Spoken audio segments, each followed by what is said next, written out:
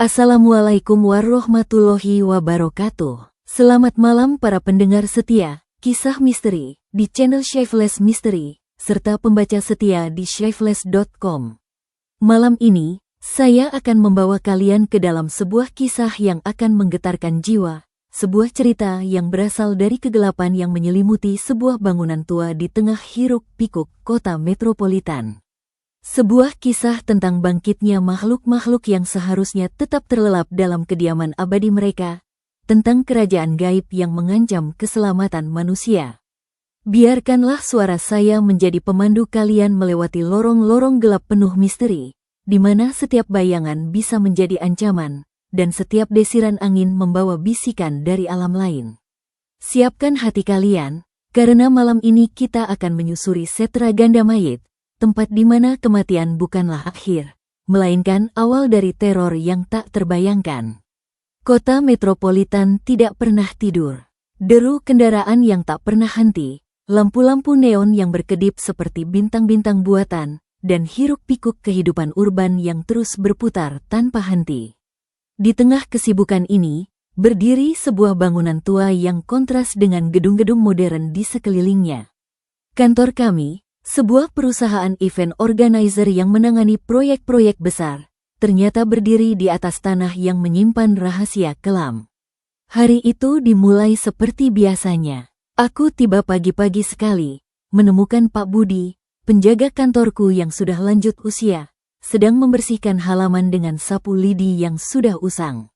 "Selamat pagi, Pak. Kok sudah ada di sini?" sapaku sambil membuka pintu gerbang. Pak Budi menoleh, wajahnya yang keriput terlihat lebih pucat dari biasanya. "Ah, Mas Dimas, saya tidak bisa tidur nyenyak tadi malam. Ada sesuatu yang aneh di kantor ini. Apalagi, jangan-jangan," aku tersenyum sinis, mengingat cerita-cerita horor yang sering beredar di kantor ini. Pak Budi menggeleng, matanya menatap kosong ke arah bangunan 3 lantai itu. "Lebih dari sekadar cerita, Mas. Tadi malam, saya mendengar suara kereta api melintas, padahal tidak ada rel kereta di dekat sini. Suaranya begitu dekat, seolah-olah melewati gedung ini." Aku mengangkat bahu, mencoba mengabaikan perasaan tidak nyaman yang mulai merayap. "Mungkin hanya suara dari jalan raya, Pak. Banyak kendaraan besar yang lewat saat malam."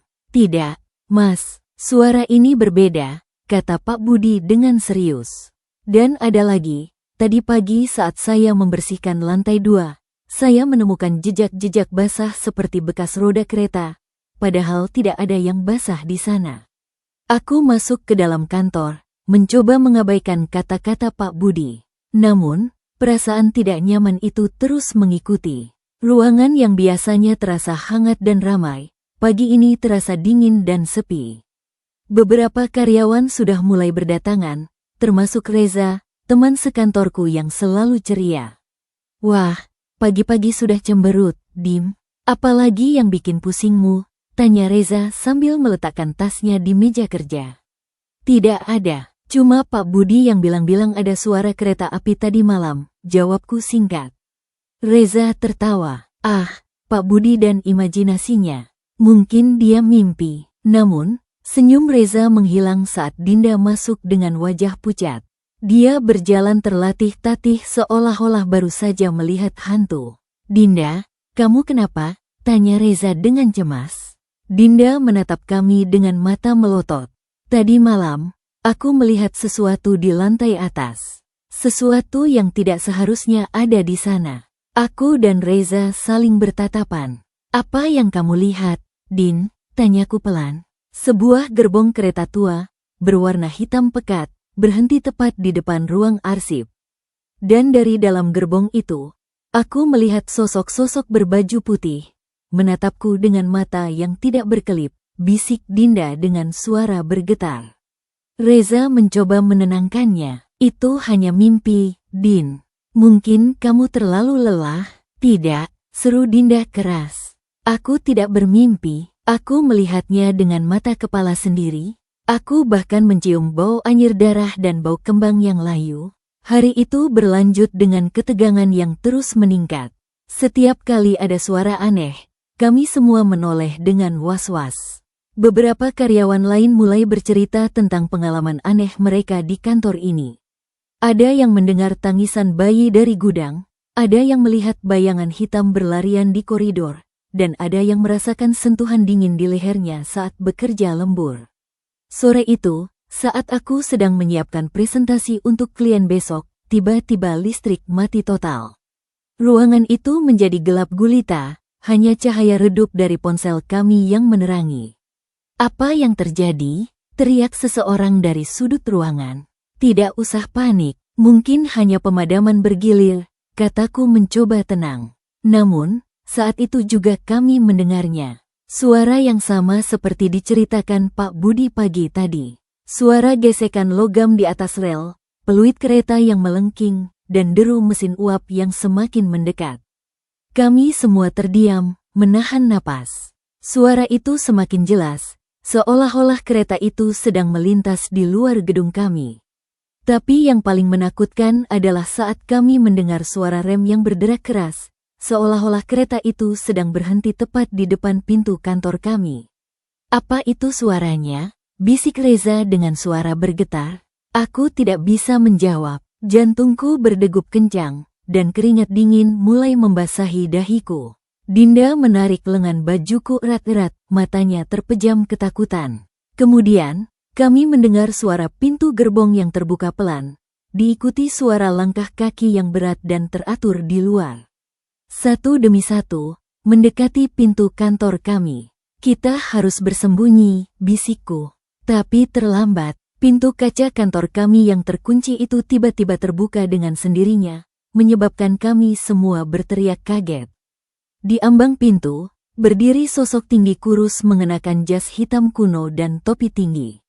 Wajahnya pucat dengan mata yang cekung dan mulut yang membentuk senyuman mengerikan.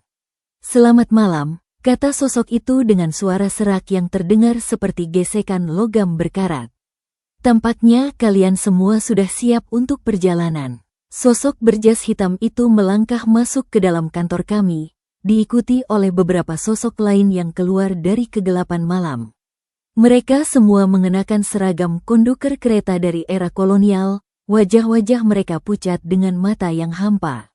Kami semua terpaku di tempat, ketakutan melumpuhkan kemampuan kami untuk bergerak atau berteriak. Siapa kalian?" tanyaku dengan suara bergetar. Sosok yang pertama masuk itu tersenyum lebar, memperlihatkan gigi-giginya yang kuning dan tidak rata. "Kami adalah konduker. Kami datang untuk menjemput penumpang." "Penumpang? Untuk apa?" tanya Reza yang berusaha berdiri di depan kami, melindungi meskipun tubuhnya sendiri gemetar. "Untuk perjalanan terakhir," jawab sosok itu sambil melangkah mendekat. "Tapi sepertinya ada yang belum siap." "Tidak masalah, kami bisa menunggu." Saat itu, aku melihat sesuatu yang mengerikan di luar. Di tengah parkiran kantor, berdiri sebuah gerbong kereta tua yang tidak seharusnya ada di sana. Gerbong itu berwarna hitam pekat dengan jendela-jendela kaca berwarna gelap. Dari balik kaca-kaca itu, aku melihat wajah-wajah pucat yang menatap ke arah kami. Beberapa di antaranya tampak menangis sambil mengetuk-ngetuk kaca dari dalam. "Kita harus keluar dari sini," seru Dinda panik. "Tidak bisa," kata konduker itu sambil mengangkat tangannya. "Tidak ada yang boleh pergi sebelum waktunya tiba." Tiba-tiba, dari lantai atas, terdengar suara langkah kaki yang berat turun melalui tangga. Kami semua menoleh ke arah suara itu, dan yang kami lihat membuat darah kami menggumpal. Sosok tinggi besar mengenakan pakaian serba putih yang kotor dan berlumuran darah, dengan wajah yang tidak bisa kami lihat jelas karena tertutup rambut panjang dan kusut. Sosok itu berjalan terlatih-tatih, meninggalkan jejak darah di setiap langkahnya. Apa itu?" bisik salah satu karyawan perempuan. Konduker itu menoleh ke arah sosok berbaju putih itu dan mengangguk seolah-olah mereka saling mengenal. "Ah, penumpang khusus kita sudah datang. Tamu kehormatan dari Setra Gandamayit." "Setra Gandamayit?" tanyaku bingung. Konduker itu menatapku dengan tajam. "Tempat di mana semua perjalanan berakhir. tempat di mana roh-roh berkumpul sebelum melanjutkan perjalanan ke alam yang lebih gelap. Dan kantor ini dibangun di atas gerbang menuju tempat itu. Sosok berbaju putih itu terus mendekat, dan saat ia berada di bawah lampu darurat yang redup, kami semua menahan napas ketakutan. Wajahnya yang tertutup rambut kusut itu terlihat jelas sekarang. Itu adalah wajah perempuan dengan mata yang melotot dan mulut yang terbuka lebar seolah-olah sedang menjerit tanpa suara. Kulitnya mengelupas dan beberapa bagian menunjukkan tulang di bawahnya. "Dinda," bisik Reza dengan suara bergetar. Itu mirip dengan yang kamu lihat tadi malam, kan?" Dinda hanya bisa mengangguk dengan mata penuh air mata. Sosok berbaju putih itu berhenti tepat di depan kami, menatap kami satu persatu dengan matanya yang melotot. "Mereka sudah datang," kata konduker itu dengan suara gembira. "Saatnya untuk naik ke gerbong." "Kami tidak akan pergi dengan kalian," seru Reza berani. Konduker itu tertawa, suaranya terdengar seperti gesekan logam yang menakutkan. "Kalian tidak punya pilihan. Semua orang akhirnya akan naik kereta ini. Terserah kalian mau naik dengan sukarela atau dipaksa." Saat itu, pintu gerbong kereta di luar terbuka lebar, dan dari dalam keluar sosok-sosok lain yang lebih mengerikan. Beberapa di antaranya adalah mayat berpakaian tahanan dengan tangan terikat, ada yang adalah mayat anak-anak dengan mata yang menangis, dan ada yang adalah mayat-mayat yang terbakar setengah badan. "Ayo, naik," perintah konduker itu sambil mendorong salah satu karyawan kami ke arah pintu. Karyawan itu berteriak ketakutan, mencoba melawan, tapi dua sosok konduker lain menahannya dan menyeretnya paksa ke arah gerbong. Kami semua bisa hanya menonton dengan ngeri saat mereka memaksanya masuk ke dalam gerbong kereta yang gelap itu. "Siapa berikutnya?" tanya konduker itu sambil menatap kami dengan senyuman mengerikan. Aku melihat ke arah jendela, berharap ada bantuan dari luar. Tapi yang aku lihat justru membuatku semakin ketakutan. Langit malam yang tadinya cerah dengan bintang-bintang, kini menjadi gelap pekat tanpa bintang sama sekali. Seolah-olah kami berada di tempat yang berbeda, di dunia yang lain. "Ini tidak mungkin," bisikku. "Ini tidak nyata." "Oh, ini sangat nyata," kata konduker itu seolah-olah bisa membaca pikiranku. "Lebih nyata dari yang kalian bayangkan. Dan kalian semua akan segera menyadari bahwa kenyataan yang kalian kenal selama ini hanyalah mimpi belaka." Sosok berbaju putih itu mulai bergerak lagi, mendekati Dinda yang sudah pingsan ketakutan. Reza mencoba melindunginya, tapi dengan satu sentuhan dari sosok itu, Reza terpental ke dinding dan jatuh pingsan. "Menarik," kata konduker itu. "Kami punya penumpang baru yang segar. Dia akan menjadi bagian dari koleksi kami." Aku merasakan kemarahan dan keputusasaan bergulat di dalam diriku. Aku tidak bisa membiarkan ini terjadi. Dengan segenap keberanian yang tersisa, aku berteriak, "Tinggalkan mereka sendiri. Ambil aku saja." Konduker itu menoleh ke arahku dengan senyuman yang semakin lebar. "Penawaran yang menarik, tapi kami tidak memilih. Kami mengambil semua." Saat itu, aku merasakan sesuatu yang aneh. Ada kekuatan lain yang hadir di ruangan itu, sesuatu yang lebih tua dan lebih kuat dari konduker-konduker ini. Udara di sekitarku menjadi lebih dingin, dan aku melihat bayangan lain bergerak di sudut ruangan. "Tampaknya ada tamu tak diundang," kata konduker itu dengan nada kesal. "Tapi tidak masalah, semua akan ikut dalam perjalanan ini." Dari kegelapan di sudut ruangan, muncul sosok lain yang lebih tinggi dan lebih menakutkan dari konduker-konduker itu. Sosok itu mengenakan jubah hitam yang menutupi seluruh tubuhnya, dengan wajah yang tertutup topeng tengkorak. Di tangannya, ia memegang sabuk yang terbuat dari tulang belulang manusia. "Kalian melanggar aturan," kata sosok bertopeng tengkorak itu dengan suara yang dalam dan menggema. "Kalian tidak boleh mengambil penumpang di luar jadwal." Konduker itu menoleh dengan marah. "Kau tidak berhak mengatur kami. Kami adalah pelayan dari Setra Gandamayit, dan aku adalah penjaga gerbang," jawab sosok bertopeng tengkorak itu. "Dan aku mengatakan, kalian harus pergi dari sini. Terjadi pertarungan singkat tapi mengerikan antara konduker-konduker itu dan sosok bertopeng tengkorak.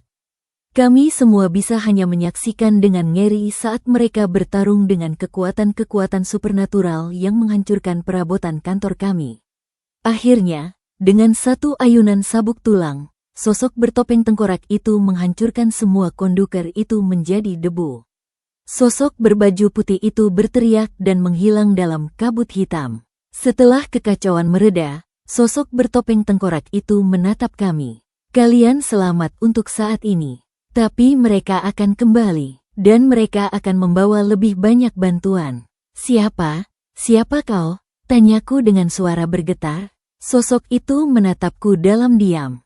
Aku adalah penjaga gerbang. Tugasku adalah menjaga agar roh-roh dari Setra Gandamayit tidak lolos ke dunia manusia.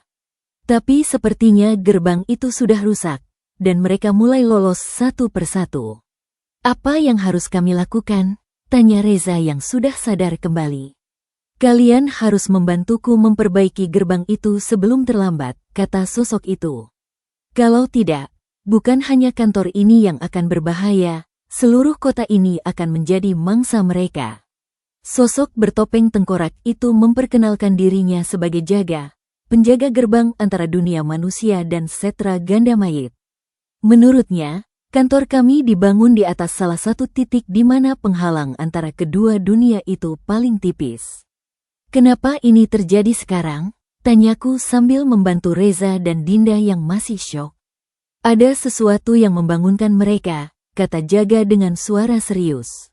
Sesuatu yang mengganggu kedamaian mereka. Mungkin ritual yang salah dilakukan oleh manusia, atau mungkin ada yang sengaja membuka gerbang ini. Reza mengingat sesuatu. Tadi siang, Rizky dan beberapa temannya melakukan ritual jelangkung di ruang meeting. Mereka bilang hanya iseng, tapi Jaga menatap Reza dengan tajam. Ritual jelangkung? Di mana mereka melakukannya? Di lantai 2, ruang meeting sebelah timur, jawab Reza. Jaga menghela napas. Itu adalah titik terlemah dari gerbang ini. Ritual itu mungkin telah membuka celah yang cukup besar bagi mereka untuk mulai lolos. Apakah Rizky dan teman-temannya baik-baik saja? Tanya Dinda dengan khawatir. Mereka mungkin sudah menjadi penumpang pertama kereta malam itu, kata Jaga dingin.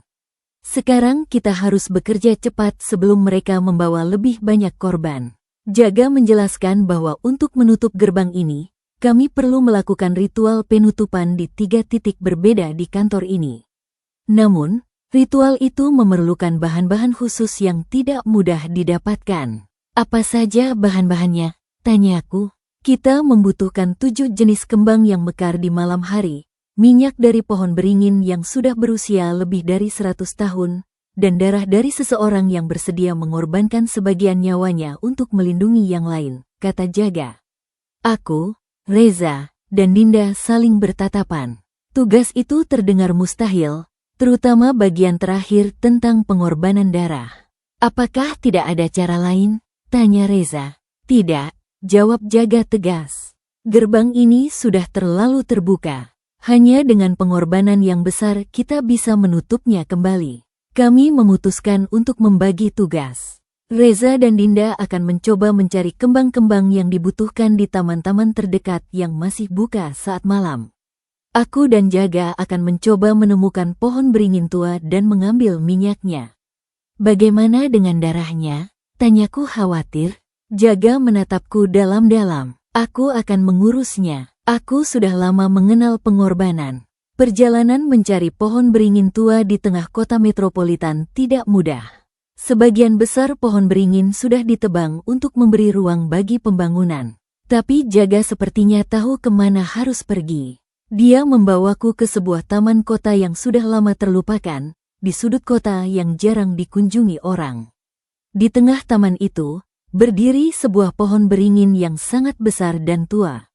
Akarnya menjalar kemana-mana, dan beberapa di antaranya menembus tanah dan muncul kembali di tempat lain. Pohon itu memberikan kesan angker dan suci pada saat yang bersamaan. Ini dia, kata Jaga sambil menyentuh batang pohon itu. Pohon ini sudah berdiri sejak kota ini belum ada. Dia adalah saksi dari segala perubahan. Bagaimana kita bisa mengambil minyaknya? Tanyaku. Jaga mengeluarkan sebuah pisau kecil dari jubahnya. Kita harus meminta izin terlebih dahulu pada penunggu pohon ini. Jaga mulai membacakan mantra-mantra dalam bahasa yang tidak aku mengerti. Udara di sekitar pohon itu menjadi lebih dingin, dan aku merasakan kehadiran lain yang kuno dan kuat. Apa yang kamu lakukan? Bisikku. Aku berbicara dengan roh pohon ini, jawab Jaga tanpa berhenti membaca mantra. Aku meminta izin untuk mengambil sebagian dari kekuatannya. Tiba-tiba, dari antara akar-akar pohon, muncul cairan keemasan yang perlahan mengalir ke bawah. Jaga dengan hati-hati mengumpulkan cairan itu ke dalam sebuah botol kecil. Cepat, kita harus kembali sebelum roh pohon ini berubah pikiran, kata Jaga sambil menutup botol itu rapat-rapat. Saat kami kembali ke kantor, kami menemukan Reza dan Dinda sedang dikepung oleh beberapa sosok konduker lagi. Mereka bersembunyi di balik meja resepsionis, sementara konduker-konduker itu berusaha menarik mereka keluar. Kami mendapatkan kembang-kembangnya, tapi mereka menyerang kami, teriak Reza. Jaga segera bertindak. Dia melemparkan botol minyak beringin ke arah konduker-konduker itu, dan saat botol itu pecah, cairan keemasan itu menyembur dan menyentuh mereka. Mereka berteriak kesakitan seperti tersiram air panas, tubuh mereka melepuh dan mengeluarkan asap hitam. Ayo, ke lantai 2, perintah Jaga. Kami berempat bergegas naik ke lantai 2, menuju ruang meeting di mana Rizky dan teman-temannya melakukan ritual jelangkung tadi siang. Ruangan itu gelap dan berantakan, meja-meja terbalik dan kursi-kursi berserakan di lantai. Ini tempatnya, kata Jaga sambil meletakkan kembang-kembang di tengah ruangan membentuk lingkaran. Sekarang, kita harus memulai ritual penutupan. Tapi sebelum Jaga bisa memulai ritual, pintu ruangan itu tertutup dengan keras dan terkunci. Suhu di ruangan itu turun drastis, dan kami bisa melihat napas kami membentuk awan putih di udara dingin. Tampaknya mereka tidak ingin kita menutup gerbang ini, kataku dengan suara bergetar. Dari sudut-sudut ruangan yang gelap, muncul sosok-sosok baru yang lebih mengerikan dari konduker-konduker sebelumnya. Mereka adalah mayat-mayat dengan luka-luka menganga, beberapa di antaranya tanpa kepala atau tanpa anggota tubuh. Mereka bergerak menuju kami dengan langkah yang tidak wajar. Jaga, lakukan ritualnya, kami akan menghadang mereka, seru Reza sambil mengambil sebuah kursi sebagai senjata. Aku, Reza, dan Dinda berdiri di depan lingkaran kembang, mencoba melindungi Jaga yang sedang memulai ritualnya. Pertarungan itu tidak seimbang. Kami hanya manusia biasa melawan makhluk-makhluk dari alam lain. Beberapa kali kami terpental dan terluka. Jaga mulai membacakan mantra dalam bahasa kuno, suaranya menggema di ruangan itu. Semakin lama, suaranya semakin kuat, dan cahaya keemasan mulai muncul dari lingkaran kembang itu. Tahan mereka sedikit lagi, teriak Jaga. Tapi makhluk-makhluk itu terus mendesak. Salah satu dari mereka berhasil menerobos pertahanan kami dan melompat ke arah Jaga. Saat itu, aku melihat Jaga melakukan sesuatu yang mengejutkan. Dia mengambil pisau kecilnya dan menyayat lengan kirinya, membiarkan darahnya menetes ke tengah lingkaran kembang. Jaga, seruku. Darah Jaga yang menyentuh kembang-kembang itu menyebabkan cahaya keemasan itu meledak dengan kuat, menyinari seluruh ruangan. Makhluk-makhluk itu berteriak kesakitan, tubuh mereka terbakar dan menjadi abu. Setelah kekacauan mereda, kami melihat Jaga terjatuh ke lantai, lengan kirinya terluka parah. Cahaya keemasan itu perlahan menghilang, meninggalkan aroma kembang yang menyengat di ruangan itu. Apa yang terjadi? Tanyaku. Gerbang di titik ini sudah tertutup, kata Jaga dengan suara lemah. Tapi masih ada 2 titik lagi yang harus kita tutup.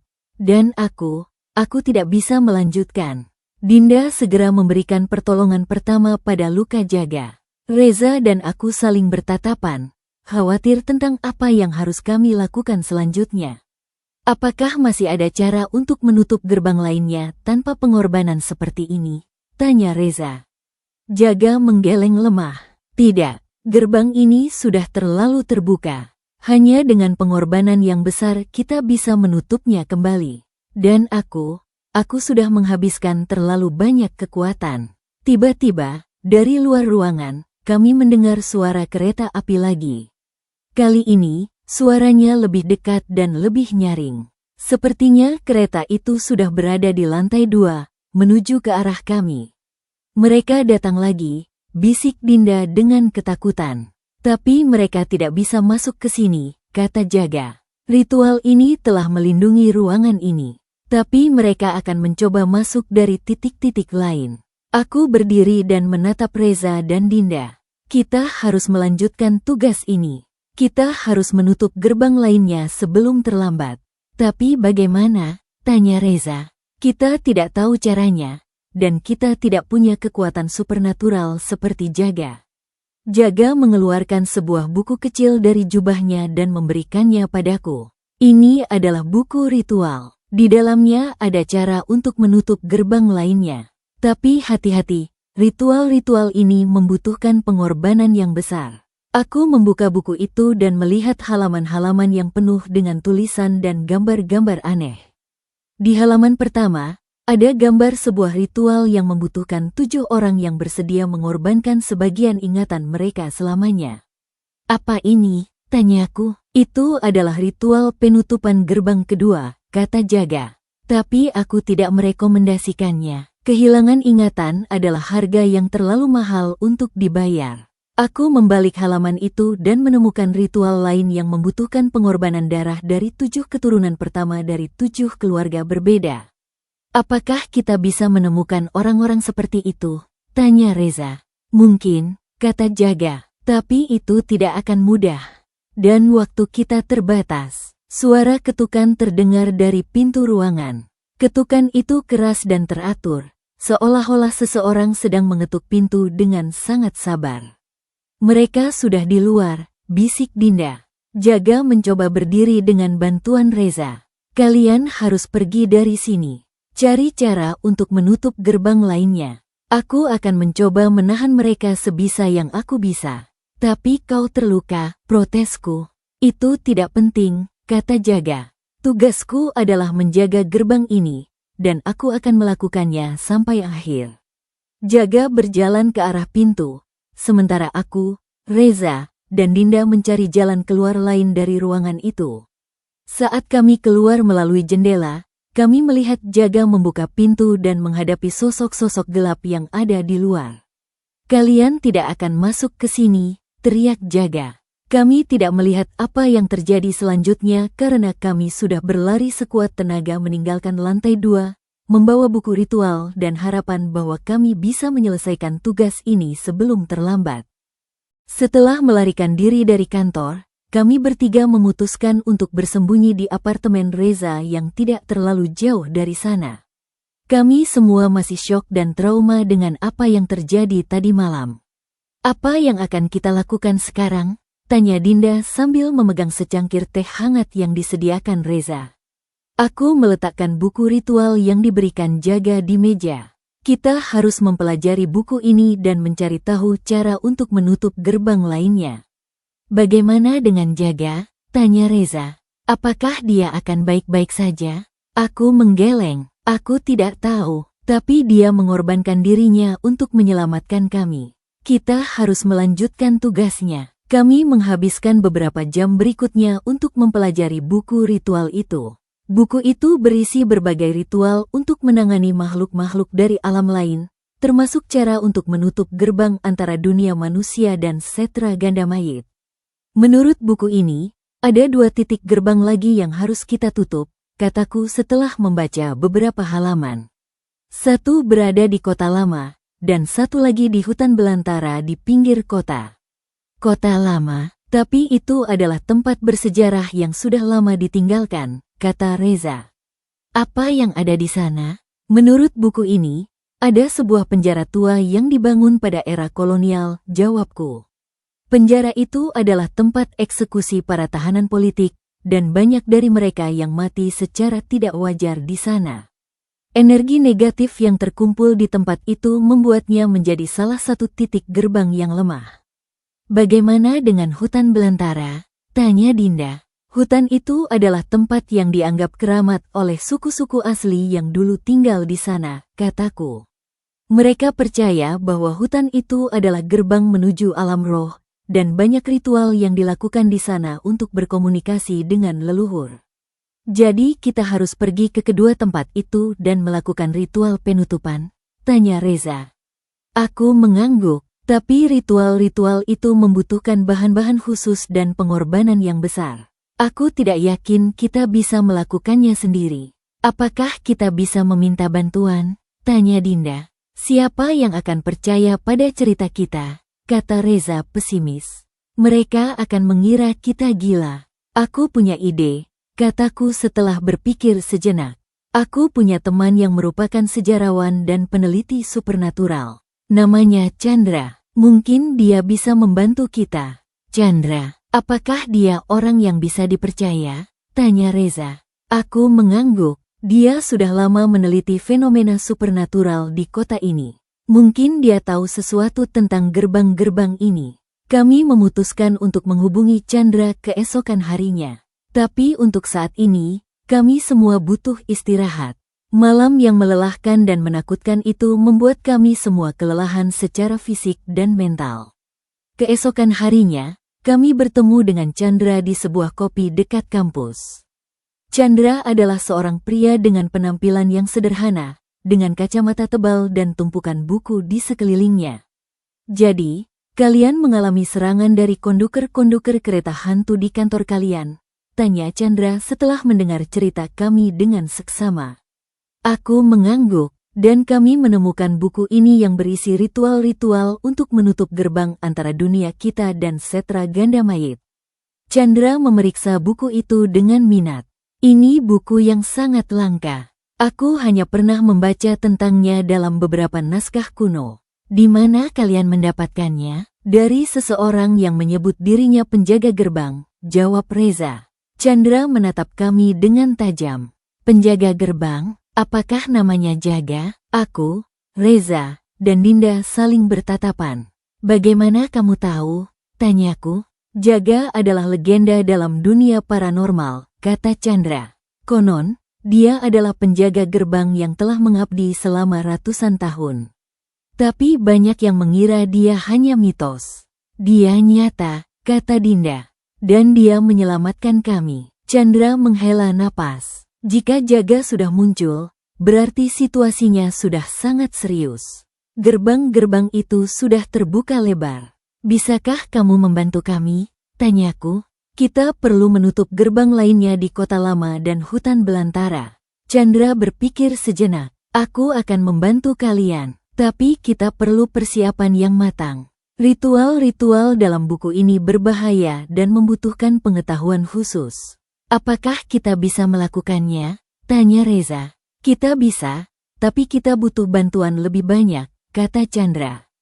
Aku punya beberapa teman yang mungkin bisa membantu kita, tapi aku tidak bisa menjamin mereka akan setuju. Siapa saja teman-temanmu? Tanyaku. Mereka adalah orang-orang yang memiliki kemampuan khusus, seperti kita, kata Chandra. Seorang yang bisa melihat roh, seorang yang bisa berkomunikasi dengan mereka, dan seorang yang memiliki kekuatan untuk mengusir mereka. Apakah mereka bisa dipercaya? Tanya Dinda. Sejauh ini, ya, kata Chandra. Tapi kita harus meyakinkan mereka bahwa situasinya benar-benar darurat. Kami setuju untuk bertemu dengan teman-teman Chandra keesokan harinya. Sementara itu, Chandra meminta kami untuk mengumpulkan bahan-bahan yang dibutuhkan untuk ritual di kota lama. Bahan-bahannya tidak mudah didapatkan, kata Chandra. Kita butuh 7 batu nisan dari pemakaman yang sudah lama ditinggalkan, air dari sumur tua yang tidak pernah kering, dan tanah dari 7 kuburan yang berbeda. Itu terdengar seperti ritual yang sangat gelap, kata Reza. Itu memang ritual yang gelap, kata Chandra. Tapi kadang kita harus melawan kegelapan dengan kegelapan. Kami menghabiskan sisa hari itu untuk mencari bahan-bahan yang dibutuhkan. Tidak mudah untuk menemukan batu nisan dari pemakaman yang sudah lama ditinggalkan, tapi akhirnya kami berhasil menemukan sebuah pemakaman tua di pinggir kota yang sudah tidak terawat. Saat malam tiba, kami bertemu dengan teman-teman Chandra di sebuah rumah tua di pinggir kota. Mereka adalah 3 orang dengan penampilan yang berbeda-beda. Satu adalah wanita paruh baya dengan mata yang tajam dan penuh kebijaksanaan.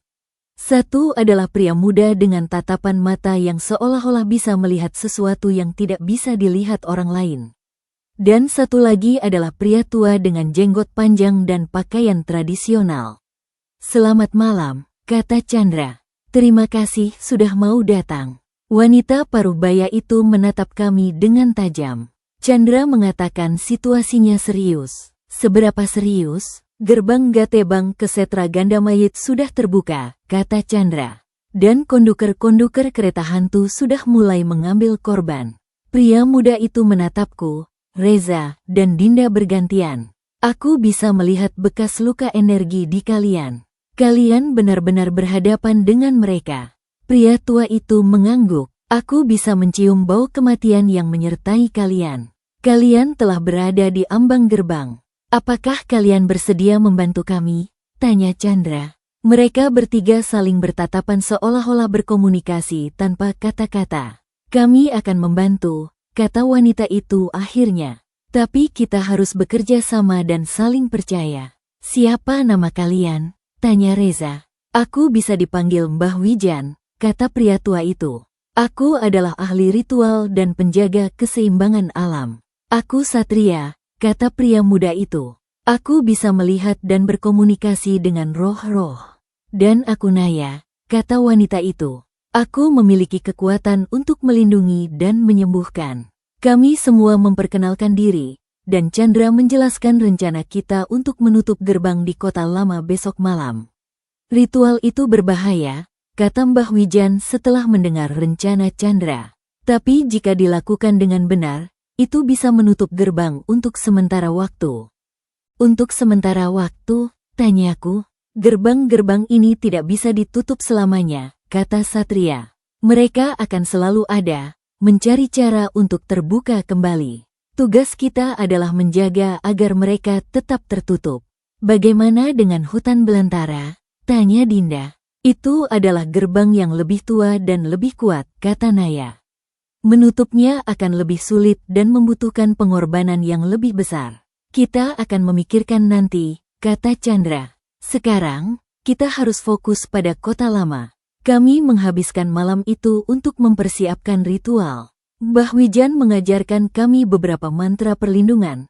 Satria mengajarkan cara mendeteksi keberadaan roh-roh, dan Naya memberikan kami ramuan herbal untuk meningkatkan kekuatan spiritual kami. Saat fajar menyingsing, kami semua merasa lebih siap untuk menghadapi apapun yang ada di depan. Tapi di dalam hati, aku tahu bahwa perjalanan kita baru saja dimulai, dan bahaya terbesar masih menanti di kegelapan kota lama yang sudah lama ditinggalkan. Kota lama adalah saksi bisu dari sejarah kota metropolitan ini. Bangunan-bangunan kolonial yang sudah usang dan tidak terawat berdiri megah di bawah sinar bulan, memberikan kesan angker dan misterius. Di antara bangunan-bangunan itu, berdiri sebuah penjara tua yang sudah lama tidak digunakan, dengan dinding batu yang hitam dan jamur yang tumbuh di setiap sudutnya. "Ini tempatnya," kata Chandra sambil menunjuk ke arah penjara itu. Menurut buku ritual, gerbang kedua berada di ruang eksekusi di bawah tanah. Kami semua menatap penjara itu dengan ngeri. Bangunan itu memberikan kesan mengerikan, seolah-olah masih menyimpan kesakitan dan penderitaan dari para tahanan yang pernah dieksekusi di sana. "Apakah kita harus masuk ke dalam?" tanya Dinda dengan suara bergetar. Mbah Wijan mengangguk. "Ritual harus dilakukan tepat di tempat gerbang itu berada. Kita tidak punya pilihan lain." Kami memasuki halaman penjara itu dengan hati-hati. Pintu besi yang sudah karatan terbuka dengan suara berderak yang menakutkan, seolah-olah menyambut kedatangan kami. Di dalam, koridor-koridor gelap dan lembab, dengan sel-sel penjara yang kosong namun terasa penuh dengan kehadiran tak kasat mata. "Rasakan energi di sini," bisik Satria. Begitu banyak energi negatif yang terkumpul di tempat ini. Aku merasakannya juga. Udara di dalam penjara itu terasa berat dan dingin, seolah-olah kami berada di bawah laut. Setiap langkah yang kami ambil terasa berat, dan kami bisa mendengar desiran suara aneh dari dinding-dinding di sekitar kami. Mereka tahu kita ada di sini, kata Naya sambil memegang sebuah jimat di lehernya. Mereka sudah menunggu kami. Kami terus berjalan menyusuri koridor penjara itu, mencari jalan menuju ruang eksekusi di bawah tanah. Di setiap sel yang kami lewati, kami melihat bayangan-bayangan aneh bergerak di dalam kegelapan. Beberapa kali, kami mendengar suara rantai yang bergesekan dan tangisan yang lemah. Hati-hati, kata Mbah Wijan. Mereka akan mencoba menakut-nakuti kita dan memisahkan kita dari grup. Tiba-tiba, kami mendengar suara pintu sel yang tertutup keras di belakang kami. Saat kami menoleh, kami melihat bahwa semua pintu sel di koridor itu sudah tertutup, memenjarakan kami di dalam. Apa yang terjadi? Teriak Reza panik. Ini adalah jebakan mereka, kata Satria dengan tenang. Mereka mencoba memisahkan kita. Tapi bagaimana kita bisa keluar dari sini? Tanya Dinda. Mbah Wijan mulai membacakan mantra perlindungan sambil menaburkan bubuk putih di sekeliling kami. Jangan takut, mantra ini akan melindungi kita dari serangan mereka. Tiba-tiba, dari dalam sel-sel itu, muncul sosok-sosok tahanan dengan pakaian compang camping dan tubuh yang penuh luka. Mereka menatap kami dengan mata yang penuh kebencian. Beberapa di antaranya mengulurkan tangan seolah-olah meminta tolong, tapi beberapa lagi menunjuk ke arah kami dengan wajah marah. Mereka adalah roh-roh para tahanan yang dieksekusi di tempat ini, kata Satria. Mereka terjebak di antara dunia kami dan dunia mereka. Apakah kita bisa membantu mereka? Tanyaku. Tidak, kata Mbah Wijan. Mereka sudah terlalu lama berada di antara dunia. Satu-satunya yang bisa kita lakukan adalah melindungi diri kita dari mereka. Roh-roh itu mulai mendekati sel-sel mereka, mencoba menyentuh kami melalui jeruji besi. Tapi setiap kali mereka mencoba menyentuh lingkaran perlindungan yang dibuat Mbah Wijan, mereka terpental ke belakang sambil berteriak kesakitan. Kita harus terus bergerak, kata Chandra. Ruang eksekusi ada di bawah tanah, di ujung koridor ini. Kami terus berjalan menyusuri koridor itu, diikuti oleh teriakan dan kutukan dari roh-roh tahanan itu. Di setiap langkah, kami merasakan energi negatif yang semakin kuat, seolah-olah kami semakin dekat dengan sumbernya. Akhirnya, kami sampai di sebuah tangga menuju ke bawah tanah. Tangga itu gelap dan lembab, dengan dinding yang ditutupi lumut dan jamur. Udara di bawah semakin dingin, dan kami bisa mencium bau anyir darah dan bau bangkai. Ini dia, kata Chandra sambil menyalakan senter. Ruang eksekusi. Kami menuruni tangga itu dengan hati-hati, dan saat kami sampai di bawah, kami menemukan sebuah ruangan besar dengan dinding batu yang hitam dan lantai yang berlumuran darah kering. Di tengah ruangan, berdiri sebuah tiang gantungan yang sudah usang, dengan tali yang sudah hitam dan kaku. Energi di sini sangat kuat, kata Satria sambil memegangi kepalanya. Aku bisa melihat banyak sekali roh di sekitar kita. Aku melihat ke sekeliling ruangan itu, dan untuk sesaat, aku bisa melihat bayangan-bayangan manusia yang tergantung di udara, wajah-wajah mereka penuh kesakitan dan keputusasaan. Beberapa di antaranya menatap kami dengan mata yang memohon, tapi beberapa lagi menatap kami dengan kebencian. Mereka adalah para tahanan yang dieksekusi di sini, kata Mbah Wijan. Mereka terjebak di tempat ini, menderita selamanya. Apakah kita bisa membantu mereka? Tanya Dinda dengan suara bergetar. Tidak, kata Naya. Mereka sudah terlalu lama berada di antara dunia. Satu-satunya yang bisa kita lakukan adalah menutup gerbang ini agar tidak ada lagi yang menderita seperti mereka. Chandra meletakkan bahan-bahan ritual di lantai, membentuk lingkaran di sekitar tiang gantungan itu. Kita harus mulai ritualnya sekarang sebelum mereka menjadi lebih kuat. Mbah Wijan mulai membacakan mantra dalam bahasa kuno, sementara Naya menyalakan lilin-lilin dan meletakkannya di beberapa titik dalam lingkaran ritual. Satria berdiri di dekat kami, matanya tertutup seolah-olah sedang berkonsentrasi untuk mendeteksi bahaya. Tiba-tiba, kami mendengar suara langkah kaki yang berat dari atas tangga. Kami semua menoleh ke arah suara itu, dan yang kami lihat membuat kami semua menahan napas. Dari atas tangga, turun sosok tinggi besar mengenakan seragam sipir penjara era kolonial, dengan wajah yang pucat dan mata yang cekung. Di tangannya, ia memegang sebuah cambuk panjang yang ujungnya terlihat berdarah. "Siapa yang berani masuk ke wilayahku tanpa izin?" kata sosok itu dengan suara serak yang menggema di ruangan itu. "Kami datang untuk menutup gerbang ini," kata Chandra dengan suara mantap. Sipir itu tertawa, suaranya terdengar seperti gesekan logam yang menakutkan. "Tidak ada yang bisa menutup gerbang ini. Ini adalah kerajaanku, dan kalian semua akan menjadi tahananku selamanya." Sipir itu mengangkat cambuknya dan menyebarkannya ke arah kami.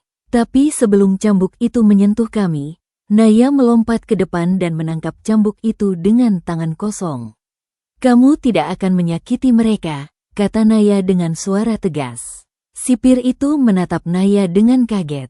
Kau adalah salah satu dari mereka. Tapi kau memihak manusia, aku memihak keseimbangan," kata Naya. "Dan apa yang kau lakukan di tempat ini tidak seimbang." Sipir itu marah, dan ia mencoba menarik cambuknya dari genggaman Naya. Tapi Naya terlalu kuat, dan mereka berjuang untuk merebut cambuk itu.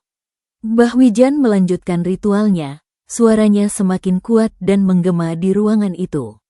Cahaya keemasan mulai muncul dari lingkaran ritual, perlahan-lahan menyinari ruangan gelap itu. "Kita harus membantu Naya," seru Reza. "Tidak," kata Satria. "Kita harus melindungi Mbah Wijan dan Chandra.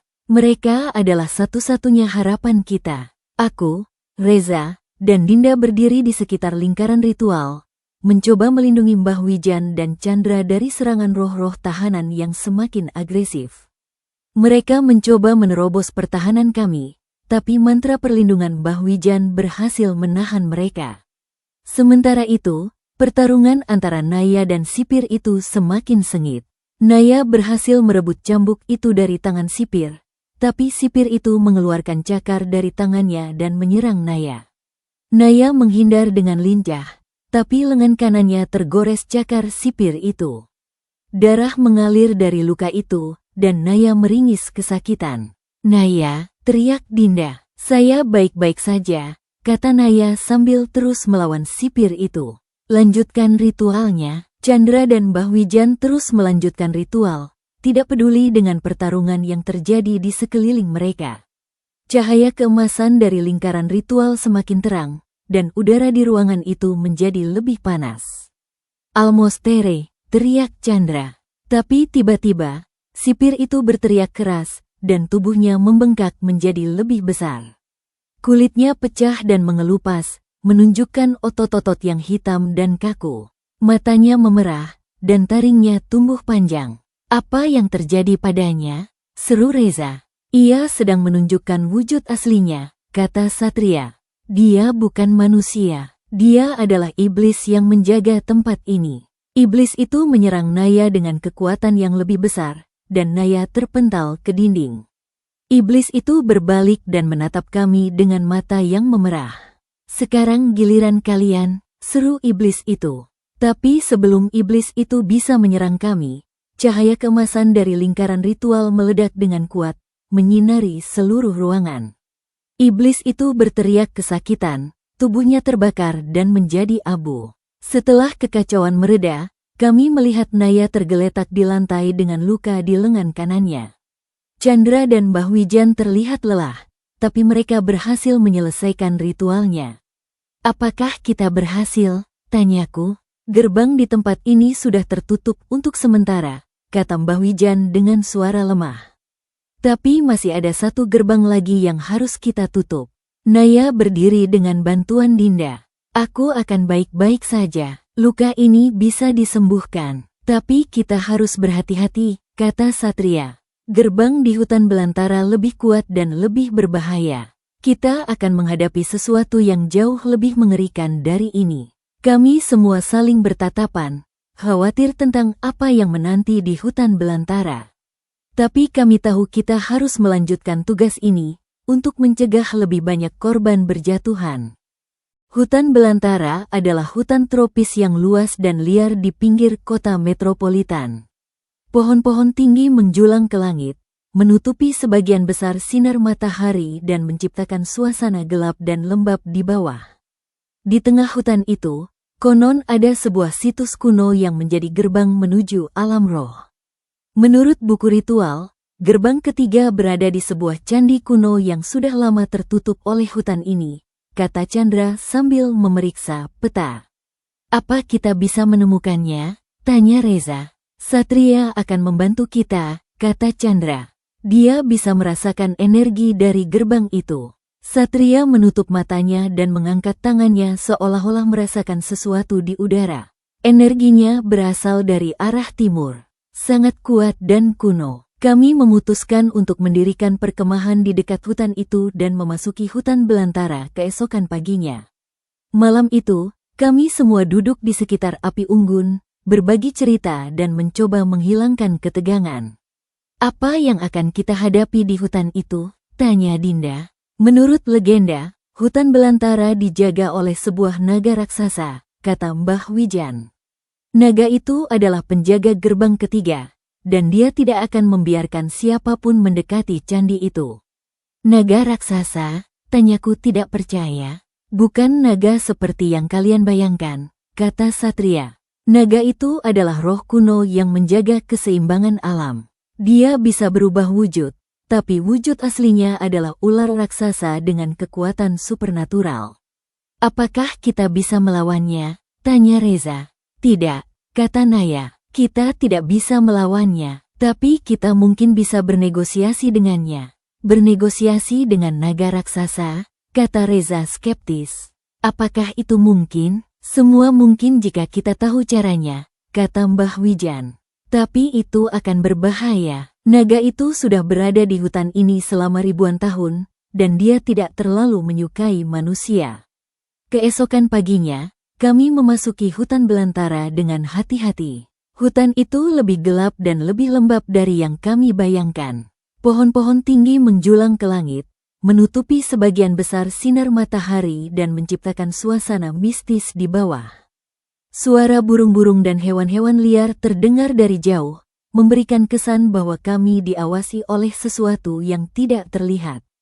Energinya semakin kuat, kata Satria sambil berjalan di depan. Kita semakin dekat. Kami berjalan selama beberapa jam, melewati pohon-pohon raksasa dan sungai-sungai yang jernih.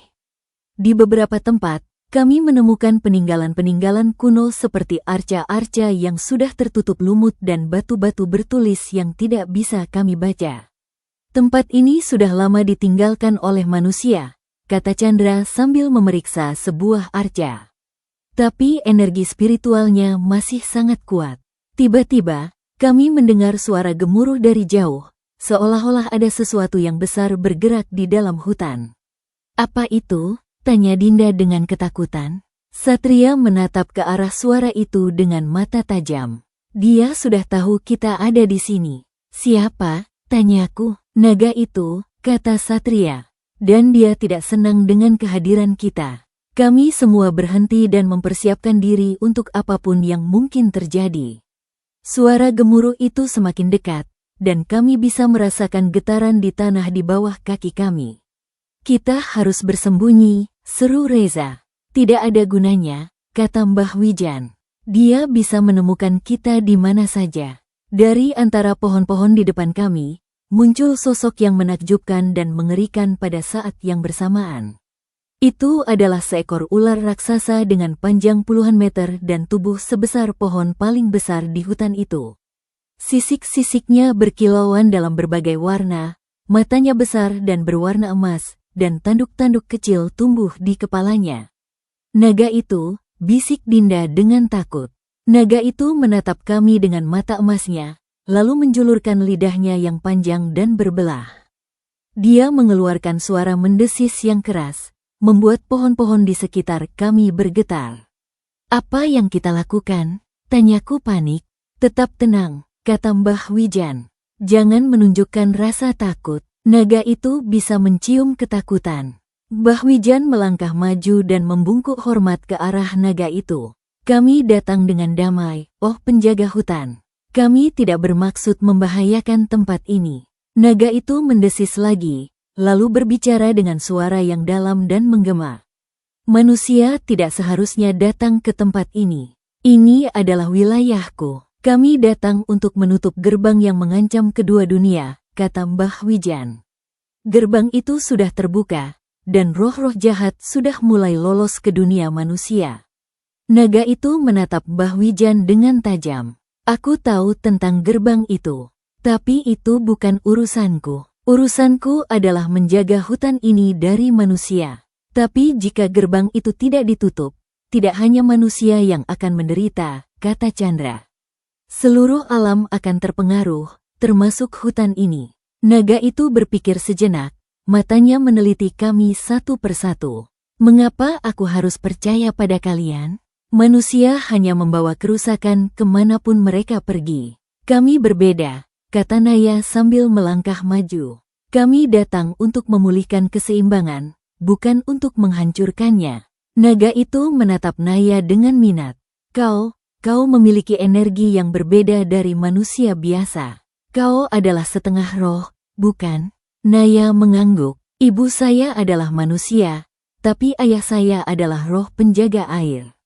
Saya memilih untuk hidup di dunia manusia, tapi saya masih terhubung dengan dunia roh. Naga itu mengangguk mengerti. Maka kau mengerti pentingnya keseimbangan. Tapi menutup gerbang itu tidak mudah. Itu membutuhkan pengorbanan yang besar. Kami siap untuk pengorbanan itu, kataku dengan mantap. Naga itu menatapku dalam-dalam. Kau adalah manusia muda yang berani. Tapi apakah kau mengerti apa yang kau katakan? Aku mengerti, kataku. Tapi kita harus melakukannya untuk menyelamatkan banyak orang. Naga itu berpikir sejenak lagi, lalu mengangguk perlahan. Baik. Aku akan membantu kalian mencapai candi itu. Tapi aku tidak bisa ikut campur dalam ritual kalian. Itu adalah urusan manusia dan roh. Terima kasih, kata Chandra. Naga itu memutar tubuhnya yang besar, menunjukkan arah dengan kepalanya. Ikuti aku. Candi itu tidak jauh dari sini. Kami mengikuti naga itu melewati hutan yang lebat. Dia bergerak dengan anggun meskipun tubuhnya besar, menembus semak-semak dan pohon-pohon dengan mudah. Di beberapa tempat, kami harus berlari untuk bisa mengikutinya. Akhirnya, kami sampai di sebuah clearing di tengah hutan. Di tengah clearing itu, berdiri sebuah candi kuno yang sudah tertutup lumut dan tanaman merambat. Candi itu megah dan misterius, memberikan kesan bahwa ia telah berada di sana selama ribuan tahun. Ini dia, kata naga itu. Candi kuno yang menjadi gerbang menuju alam roh. Kami semua menatap candi itu dengan kagum dan ngeri. Meskipun sudah tertutup lumut dan tanaman merambat, candi itu masih terlihat megah dan kuat. Energinya sangat kuat, kata Satria sambil memegangi kepalanya. Aku bisa merasakan banyak sekali roh di dalam candi itu. Mereka adalah roh-roh para pendeta dan prajurit yang dulu menjaga candi ini, kata naga itu. Mereka terjebak di dalam candi ini, melayani sang penguasa gerbang. Siapa penguasa gerbang itu? Tanyaku. Naga itu menatapku dengan serius. Dia adalah roh kuno yang kuat dan jahat. Dia sudah lama terkurung di dalam candi ini, tapi sekarang dia sudah mulai bangkit. Apa kita bisa mengalahkannya? Tanya Reza. Naga itu menggeleng. Kalian tidak bisa mengalahkannya. Tapi kalian mungkin bisa menutup gerbang itu dan mengurungnya kembali di dalam candi ini. Bagaimana caranya? Tanya Chandra. Ritualnya sudah tertulis dalam buku yang kalian bawa, kata naga itu. Tapi ritual itu membutuhkan pengorbanan yang besar. Salah satu dari kalian harus mengorbankan sebagian rohnya untuk menyegel gerbang itu. Kami semua saling bertatapan, khawatir tentang apa yang harus kami korbankan. Tapi kami tahu kita tidak punya pilihan lain. Aku yang akan melakukannya, kataku dengan mantap. Tidak, kata Naya, aku yang akan melakukannya. Aku adalah setengah roh, jadi pengorbananku tidak akan separah pengorbanan manusia penuh. Tapi aku yang mengajak kalian semua dalam bahaya ini, kataku. Jadi aku yang harus bertanggung jawab. Kita semua akan bertanggung jawab, kata Chandra. Tapi kita harus memutuskan bersama siapa yang akan melakukan pengorbanan itu. Kami semua terdiam, masing-masing berpikir tentang pengorbanan yang harus dilakukan. Di kejauhan, kami bisa mendengar suara gemuruh lagi, seolah-olah ada sesuatu yang bangkit di dalam candi itu. Waktunya kita masuk, kata naga itu. Tapi hati-hati, sang penguasa gerbang sudah tahu kehadiran kita, dan dia tidak akan membiarkan kita masuk dengan mudah. Kami semua mengangguk, mempersiapkan diri untuk menghadapi apapun yang ada di dalam candi kuno itu. Kami tahu ini akan menjadi pertarungan terakhir kita, dan kami harus menang, tidak peduli berapa besar pengorbanan yang harus kita lakukan. Candi kuno itu ternyata jauh lebih besar dari yang kami kira. Di dalam, ada beberapa ruangan dengan dinding yang dihiasi relief-relief kuno yang menceritakan tentang pertempuran antara dewa dan raksasa. Di beberapa tempat, relief itu sudah rusak dan tertutup lumut, memberikan kesan bahwa candi itu sudah lama ditinggalkan. Energinya semakin kuat saat kita masuk lebih dalam, kata Satria sambil memegangi kepalanya. Aku bisa merasakan kehadiran yang sangat kuat dan jahat di ruang utama. Kami menyusuri koridor candi itu dengan hati-hati. Di setiap langkah, kami merasakan energi negatif yang semakin kuat, seolah-olah kami semakin dekat dengan sumbernya. Beberapa kali, kami melihat bayangan-bayangan aneh bergerak di dalam kegelapan, tapi kami mengabaikannya dan terus berjalan. Akhirnya, kami sampai di ruang utama candi itu. Ruangan itu sangat besar dengan langit-langit yang tinggi dan dihiasi oleh patung-patung dewa dan raksasa. Di tengah ruangan, berdiri sebuah altar besar dengan sebuah patung raksasa di atasnya. Patung itu menggambarkan sosok yang menakutkan dengan tubuh yang kekar, wajah yang garang, dan senjata di tangannya. Ini dia, kata Chandra sambil menunjuk ke arah altar. Ini adalah gerbang ketiga, tapi di mana pintunya? Tanya Reza. Pintunya tidak terlihat oleh mata biasa, kata Mbah Wijan. Hanya mereka yang memiliki kemampuan spiritual yang kuat yang bisa melihatnya. Satria menatap ke arah altar dengan mata tajam. Aku bisa melihatnya. Ada sebuah portal energi di belakang patung itu. Sangat kuat dan tidak stabil. Tiba-tiba, patung itu mulai bergerak. Matanya yang terbuat dari batu mulai bercahaya merah. Dia menatap kami dengan tatapan yang menakutkan, lalu melangkah turun dari altar. Siapa yang berani mengganggu kedamaianku? Kata patung itu dengan suara yang menggema di ruangan itu. Kami datang untuk menutup gerbang ini, kata Chandra dengan suara mantap.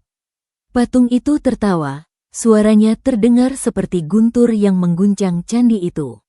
Tidak ada yang bisa menutup gerbang ini. Ini adalah kerajaanku, dan kalian semua akan menjadi budakku selamanya. Patung itu mengangkat senjatanya, sebuah kapak besar yang terbuat dari batu, dan menyerang kami. Tapi sebelum senjata itu menyentuh kami, Mbah Wijan melompat ke depan dan menangkap kapak itu dengan tangan kosong. Kamu tidak akan menyakiti mereka, kata Mbah Wijan dengan suara tegas. Patung itu menatap Mbah Wijan dengan kaget. Kau adalah manusia biasa, tapi kau memiliki kekuatan yang luar biasa. Aku adalah penjaga keseimbangan, kata Mbah Wijan. Dan apa yang kau lakukan di tempat ini tidak seimbang. Patung itu marah, dan ia mencoba menarik kapaknya dari genggaman Mbah Wijan. Tapi Mbah Wijan terlalu kuat, dan mereka berjuang untuk merebut kapak itu. Sekarang, teriak Chandra, Reza, dan Dinda segera mulai menyiapkan ritual di depan altar. Sementara aku, Satria, dan Naya mencoba melindungi mereka dari serangan roh-roh prajurit yang muncul dari dinding candi. Roh-roh itu mengenakan armor kuno dan membawa senjata-senjata kuno. Mereka menyerang kami tanpa rasa takut, matanya penuh dengan kebencian terhadap manusia. Kita harus menahan mereka, seru Satria sambil mengeluarkan sebuah jimat dari sakunya. Jimat itu memancarkan cahaya putih yang terang, membuat roh-roh itu terpental ke belakang sambil berteriak kesakitan. Itu tidak akan bertahan lama, kata Naya sambil melawan beberapa roh prajurit yang mencoba mendekati altar. Kita harus segera menyelesaikan ritualnya. Mbah Wijan terus melawan patung itu, tapi patung itu terlalu kuat. Mbah Wijan terpental ke dinding, dan patung itu berbalik untuk menyerang kami. Tapi sebelum patung itu bisa menyerang kami, cahaya putih dari altar meledak dengan kuat, menyinari seluruh ruangan. Patung itu berteriak kesakitan, tubuhnya terbakar dan menjadi debu. Setelah kekacauan mereda, kami melihat Mbah Wijan tergeletak di lantai dengan luka di dadanya. Chandra, Reza, dan Dinda berhasil menyelesaikan ritualnya, tapi mereka terlihat lemah dan pucat. Apakah kita berhasil? Tanyaku. Gerbang di tempat ini sudah tertutup untuk sementara, kata Chandra dengan suara lemah. Tapi aku merasakan sesuatu yang lain. Sesuatu yang lebih kuat dan lebih jahat sedang bangkit. Tiba-tiba, lantai di sekitar altar mulai retak, dan dari dalam tanah muncul asap hitam yang pekat. Asap itu membentuk sosok yang tinggi dan besar, dengan mata yang merah menyala dan taring yang panjang. Apa itu? Seru Dinda dengan ketakutan.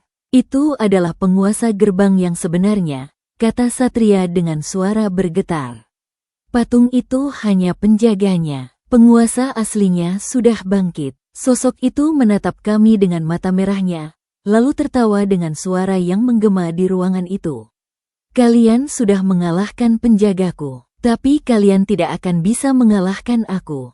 Apa yang kita lakukan? Tanya Reza panik. Kita harus melawannya, kata Naya sambil berdiri di depan kami. Kita harus melindungi Chandra dan yang lainnya. Tapi sebelum Naya bisa menyerang, sosok itu mengangkat tangannya dan Naya terpental ke dinding dengan keras. Aku dan Satria mencoba menyerang, tapi kita juga terpental dengan mudahnya. Kalian semua lemah, kata sosok itu dengan suara mengejek. Kalian tidak bisa menghentikan aku. Gerbang-gerbang itu akan terbuka selamanya, dan aku akan memerintah kedua dunia. Sosok itu mulai mendekati Chandra, Reza, dan Dinda yang masih lemah setelah melakukan ritual. Mereka mencoba melarikan diri, tapi mereka terlalu lemah untuk bergerak cepat. Tidak, seru aku, tapi tiba-tiba, dari arah pintu masuk candi, muncul naga raksasa itu. Dia menatap sosok itu dengan mata emasnya, lalu mengeluarkan suara mendesis yang keras. Aku tidak akan membiarkan kau menghancurkan keseimbangan alam, kata naga itu dengan suara yang dalam dan menggema. Sosok itu menatap naga itu dengan kaget. Naga penjaga hutan, aku tidak mengira kau akan ikut campur dalam urusan ini. Urusan ini adalah urusanku juga, kata naga itu. Jika kedua dunia tidak seimbang, hutan ini juga akan menderita. Naga itu dan sosok itu mulai bertarung, menciptakan gempa yang mengguncang seluruh candi. Kami semua hanya bisa menonton dengan ngeri saat dua makhluk kuat itu bertarung, menghancurkan segala sesuatu di sekitar mereka. Kita harus membantu naga itu, seru Reza. Tidak, kata Mbah Wijan yang sudah sadar kembali. Kita harus menyelesaikan ritual penutupan gerbang. Itu satu-satunya cara untuk menghentikannya. Chandra, Reza, dan Dinda kembali ke altar, mencoba menyelesaikan ritual yang terhenti. Sementara itu, aku, Satria, dan Mbah Wijan mencoba melindungi mereka dari puing-puing yang jatuh dari langit-langit candi yang runtuh. Pertarungan antara naga dan sosok itu semakin sengit. Naga itu menggigit dan melilit sosok itu, tapi sosok itu terlalu kuat. Dia menusuk naga itu dengan cakarnya, membuat naga itu meringis kesakitan. Kita harus cepat, teriak Chandra. Akhirnya, Chandra dan yang lainnya berhasil menyelesaikan ritualnya. Cahaya keemasan muncul dari altar, lebih terang dari sebelumnya, dan menyinari seluruh ruangan. Sosok itu berteriak kesakitan, tubuhnya terbakar dan mengecil. Tidak, ini tidak mungkin, seru sosok itu. Tapi terlambat, cahaya keemasan itu menelan sosok itu, dan dia menghilang dalam cahaya itu.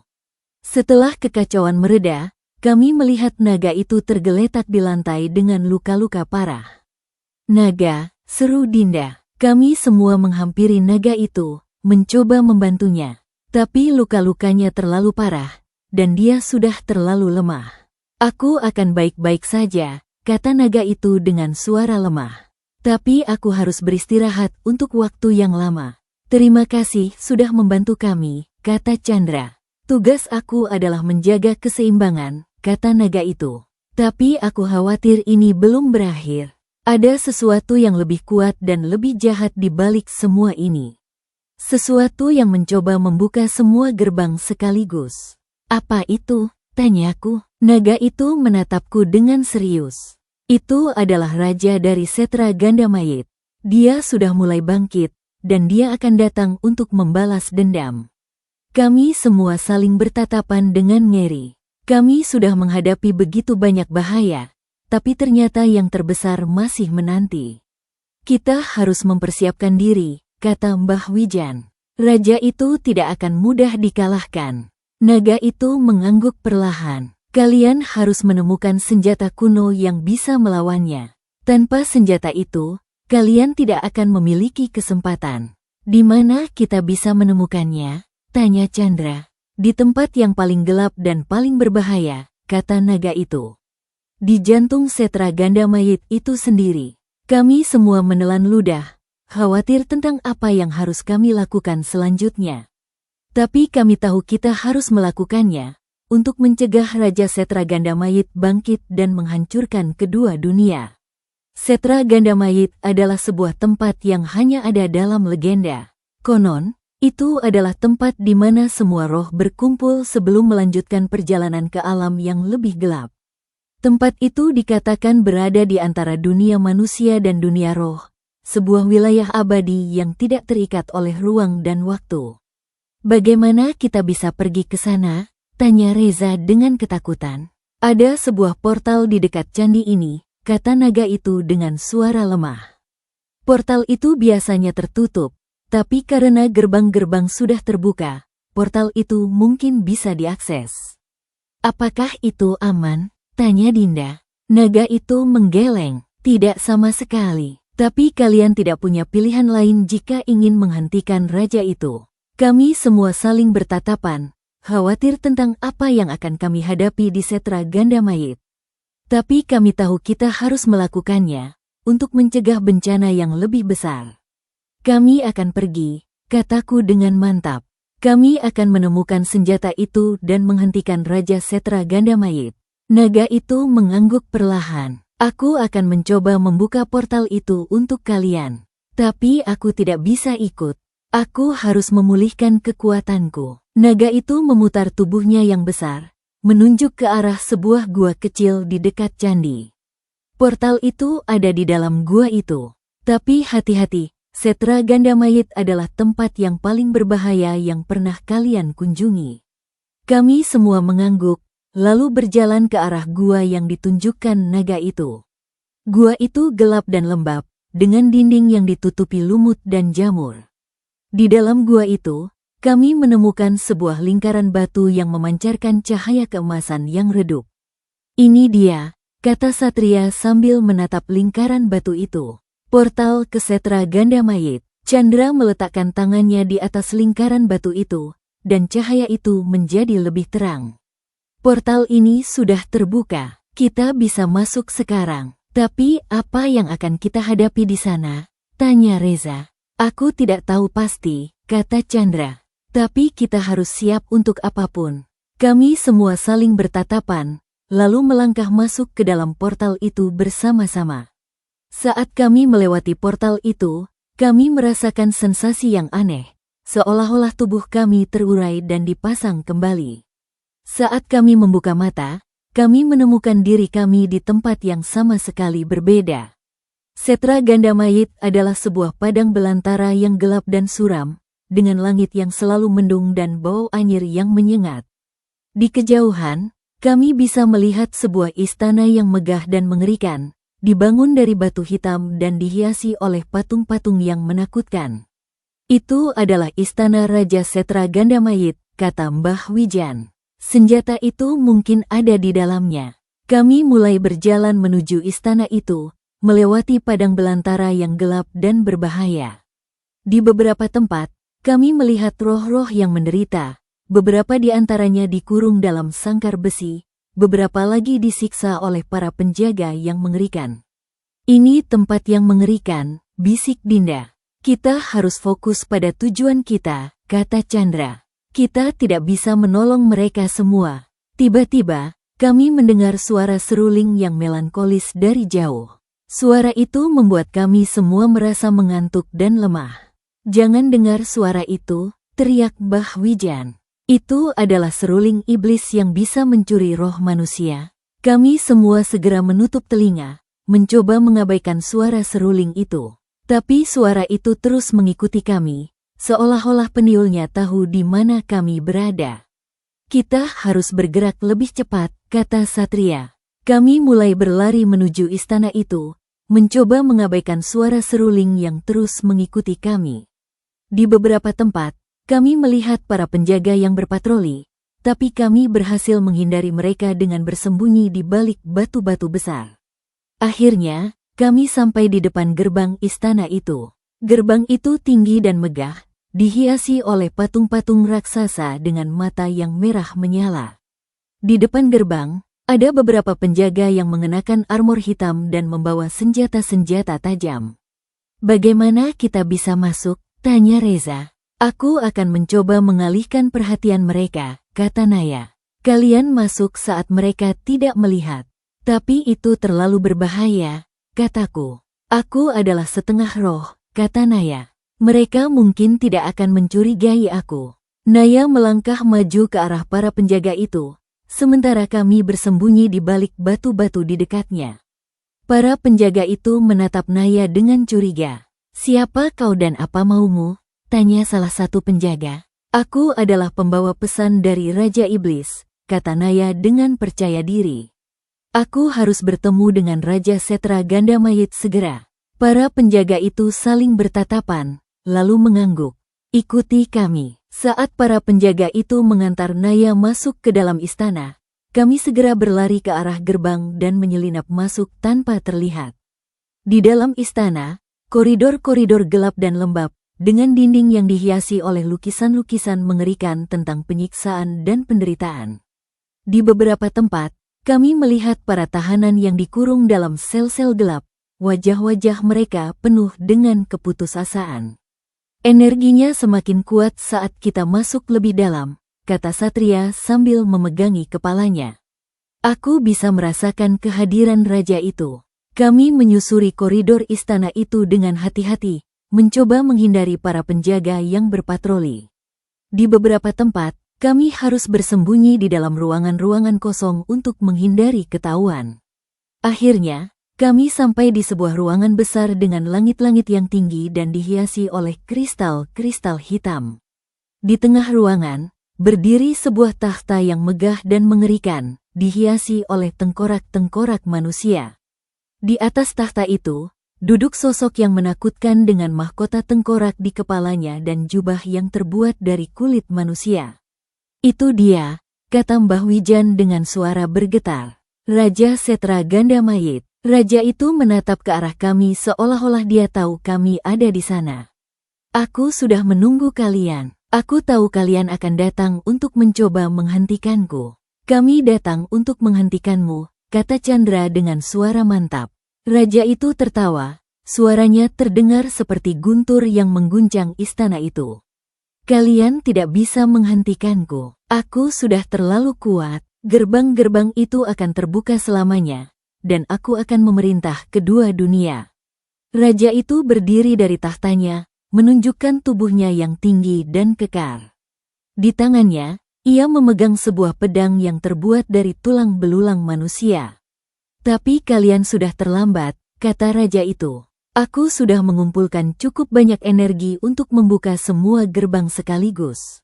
Dan tidak ada yang bisa menghentikanku sekarang. Raja itu mengangkat pedangnya, dan seluruh istana itu mulai bergetar. Dinding-dinding itu mulai retak, dan dari dalam retakan itu muncul asap hitam yang pekat. Apa yang terjadi? Seru Reza panik. Dia membuka semua gerbang sekaligus, kata Mbah Wijan. Kita harus menghentikannya sebelum terlambat.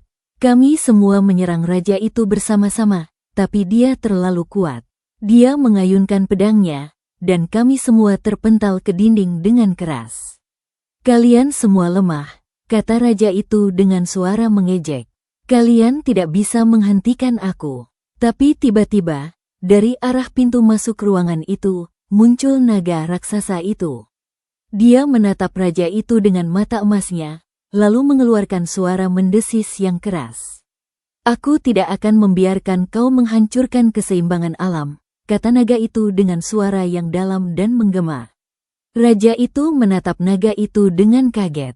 Naga penjaga hutan, aku tidak mengira kau akan ikut campur dalam urusan ini. Urusan ini adalah urusanku juga, kata naga itu. Jika kedua dunia tidak seimbang, hutan ini juga akan menderita. Naga itu dan raja itu mulai bertarung, menciptakan gempa yang mengguncang seluruh istana. Kami semua hanya bisa menonton dengan ngeri saat dua makhluk kuat itu bertarung, menghancurkan segala sesuatu di sekitar mereka. Kita harus membantu naga itu, seru Reza. Tidak, kata Mbah Wijan. Kita harus mencari senjata itu. Itu satu-satunya cara untuk menghentikannya. Kami semua berdiri dan mulai mencari senjata itu di sekitar ruangan itu. Di beberapa tempat, kami menemukan senjata-senjata kuno yang terbuat dari besi dan emas, tapi tidak ada yang cocok dengan deskripsi yang diberikan naga itu. Di mana senjata itu? Tanya Dinda dengan frustrasi. Tiba-tiba, aku melihat sesuatu yang bersinar di bawah takhta raja itu. Aku menghampiri takhta itu dan melihat sebuah pedang pendek yang terbuat dari kristal hitam, dengan gagang yang dihiasi oleh batu merah. Ini dia, kata aku sambil mengangkat pedang itu. Saat aku mengangkat pedang itu, aku merasakan energi yang kuat mengalir ke dalam tubuhku. Pedang itu bergetar di tanganku, dan aku merasakan kekuatan yang tidak pernah aku rasakan sebelumnya. Aku sudah menemukannya, seruku. Tapi saat aku mengangkat pedang itu, raja itu menatapku dengan marah. Pedang kegelapan, itu adalah senjata yang bisa menghancurkanku. Raja itu meninggalkan pertarungannya dengan naga itu dan menyerangku. Tapi sebelum dia bisa menyentuhku, aku mengangkat pedang itu dan menyerang balik. Pedang itu memancarkan cahaya hitam yang pekat, dan saat menyentuh raja itu, dia berteriak kesakitan. Tubuhnya terbakar dan mengecil, dan akhirnya dia menghilang dalam cahaya hitam itu. Setelah kekacauan mereda, kami melihat naga itu tergeletak di lantai dengan luka-luka parah. Istana itu runtuh di sekitar kami, tapi kami semua selamat. Kita berhasil, kata Chandra. Tapi ini belum berakhir, kata naga itu dengan suara lemah. Ada sesuatu yang lebih kuat dan lebih jahat di balik semua ini. Sesuatu yang mencoba membuka semua gerbang sekaligus. Apa itu? Tanyaku. Naga itu menatapku dengan serius. Itu adalah iblis tertua yang pernah ada. Dia sudah bangkit, dan dia akan datang untuk membalas dendam. Kami semua saling bertatapan dengan ngeri. Kami sudah menghadapi begitu banyak bahaya, tapi ternyata yang terbesar masih menanti. Kita harus mempersiapkan diri, kata Mbah Wijan. Iblis itu tidak akan mudah dikalahkan. Naga itu mengangguk perlahan. Kalian harus menggunakan pedang kegelapan itu dengan bijak. Itu satu-satunya harapan kalian. Kami semua menelan ludah, khawatir tentang apa yang harus kami lakukan selanjutnya. Tapi kami tahu kita harus melakukannya, untuk mencegah iblis tertua itu bangkit dan menghancurkan kedua dunia. Setelah mengalahkan Raja Setra Gandamayit, kami kembali ke dunia manusia melalui portal yang sama. Kami semua lelah dan terluka, tapi kami berhasil menutup gerbang-gerbang itu untuk sementara waktu. Apa yang akan kita lakukan sekarang? Tanya Reza saat kami berkumpul di apartemen Chandra. Kita harus mempersiapkan diri untuk menghadapi iblis tertua itu, kata Mbah Wijan. Dia akan datang, dan kita harus siap. Tapi bagaimana kita bisa mengalahkannya? Tanya Dinda. Raja Setra Gandamayit saja sudah begitu kuat. Kita memiliki pedang kegelapan, kata aku sambil menatap pedang itu di tanganku. Ini adalah senjata yang bisa mengalahkan iblis itu. Tapi apakah itu cukup? Tanya Chandra. Mbah Wijan menggeleng. Tidak, kita butuh lebih banyak kekuatan. Kita harus mengumpulkan sekutu-sekutu yang bisa membantu kita. Siapa saja yang bisa membantu kita? Tanya Reza. Ada beberapa orang dengan kemampuan khusus seperti kita, kata Mbah Wijan. Mereka tersebar di seluruh negeri. Kita harus menemukan mereka sebelum iblis itu datang. Kami menghabiskan beberapa minggu berikutnya untuk mencari sekutu-sekutu yang bisa membantu kita. Kami menemukan seorang wanita yang bisa mengendalikan api, seorang pria yang bisa bergerak secepat kilat, dan seorang anak muda yang bisa melihat masa depan. Mereka semua setuju untuk membantu kita setelah mendengar cerita kami tentang gerbang-gerbang yang sudah terbuka dan iblis tertua yang akan datang. Kita harus bersatu, kata wanita yang bisa mengendalikan api. Jika tidak, kita semua akan binasa. Kami semua berlatih bersama, mempersiapkan diri untuk pertarungan terakhir melawan iblis tertua itu. Kami berbagi pengetahuan dan kekuatan, mencoba menjadi lebih kuat dan lebih siap. Saat malam pertarungan tiba, kami semua berkumpul di tempat di mana gerbang pertama dibuka, di kantor kami yang sudah diperbaiki. Kami tahu iblis itu akan datang ke sana, mencoba membuka gerbang itu kembali. Malam itu sangat gelap dan dingin, tidak ada bintang di langit dan tidak ada suara di sekitar kami.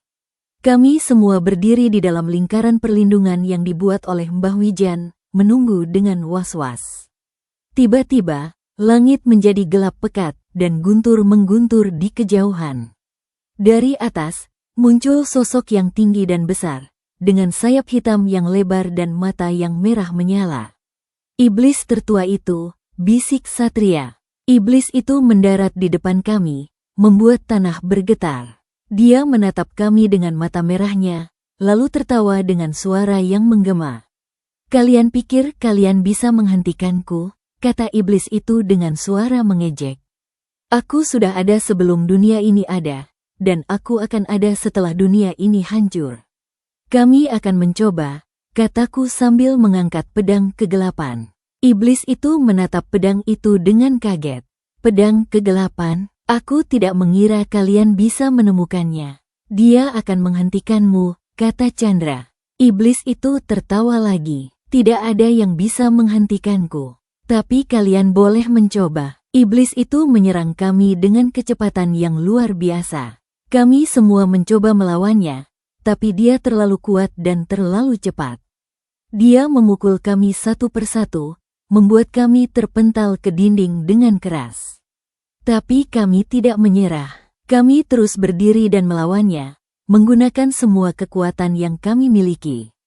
Wanita itu mengendalikan api untuk membakar iblis itu.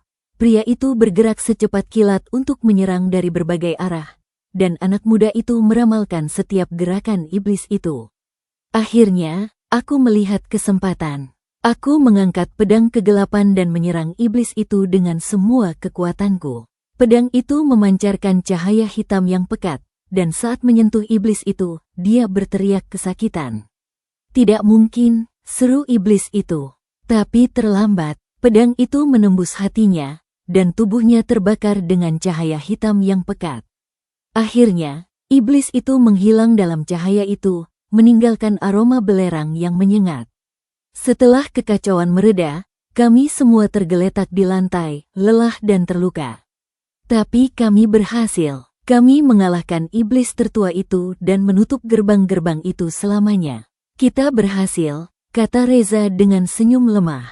Ya, kata Chandra. Kita berhasil. Kami semua berdiri, saling mendukung satu sama lain. Kami melihat ke langit yang mulai cerah, menandakan bahwa bahaya sudah berlalu. Apa yang akan kita lakukan sekarang? Tanya Dinda. Kita akan melanjutkan hidup kita, kata Mbah Wijan. Tapi kita akan selalu waspada, karena di luar sana, masih banyak bahaya yang mengintai. Kami semua mengangguk, lalu berjalan keluar dari kantor itu menuju fajar yang baru. Kami semua berubah setelah malam itu, menjadi lebih kuat dan lebih bijaksana. Kami tahu bahwa kami adalah penjaga keseimbangan, dan kami akan selalu siap untuk menghadapi bahaya apapun yang mengancam dunia ini. Dan di antara kami semua, aku memegang pedang kegelapan, senjata yang telah menyelamatkan kita semua. Aku tahu bahwa aku adalah pemegang kekuatan itu, dan aku akan menggunakannya dengan bijak untuk melindungi dunia ini dari kegelapan. Terima kasih kepada para pendengar setia, kisah misteri, di channel Shyfeless Mystery, serta pembaca setia di shyfeless.com yang telah menyaksikan cerita teror di Setra Ganda Mayit hingga akhir. Jangan lupa untuk memberikan dukungan dengan cara menekan tombol like, menulis komentar, dan melakukan share agar cerita ini bisa dinikmati oleh lebih banyak orang. Sampai jumpa dalam kisah misteri berikutnya yang lebih mencekam dan menegangkan. Wassalamualaikum warahmatullahi wabarakatuh.